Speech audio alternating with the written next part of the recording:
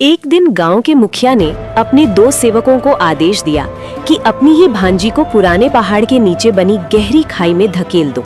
दरअसल युवती ने एक साधारण चरवाहे से प्रेम कर लिया था और ये बात मुखिया को अपमान लग रही थी।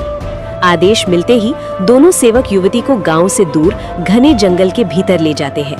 वहाँ एक अंधेरी गहरी खाई थी जहाँ नीचे कुछ भी दिखाई नहीं देता था। युवती कुछ समझ पाती उससे पहले ही दोनों उसे धक्का दे देते हैं। वो चीखती हुई अंधेरे में गिरती चली जाती है। सेवक हंसते हुए वापस गांव लौट जाते हैं। उसी समय खाई के पास लकड़ियां बटोर रहा एक बूढ़ा बैल उस चीख को सुन लेता है। वो घबरा जाता है और खाई के किनारे पहुंच जाता है। बिना देर किए बैल खाई के भीतर उतरने का रास्ता खोजता है और फिसलता हुआ नीचे चला जाता है। इधर खाई की गहराई में जहरीले बिच्छू और सर्प युवती को काटने लगते हैं।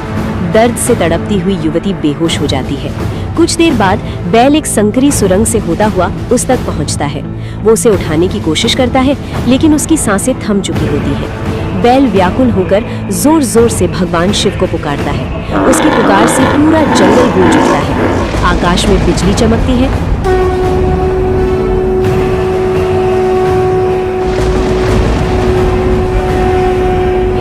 फिर भगवान शिव अपनी दिव्य शक्ति के साथ खाई में उतरते हैं और युवती के हृदय पर नीली जीवनदायिनी किरण डालते हैं।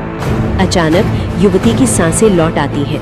वो खांसती है और धीरे धीरे आंखें खोलती है। वो जीवित होकर खड़ी हो जाती है। इसके बाद भगवान शिव मुखिया के सामने प्रकट होकर कहते हैं, प्रेम पाप नहीं है, अहंकार पाप है। इतना कहकर भगवान शिव अपने दिव्य प्रकाश के साथ अंतर्ध्यान हो जाते हैं।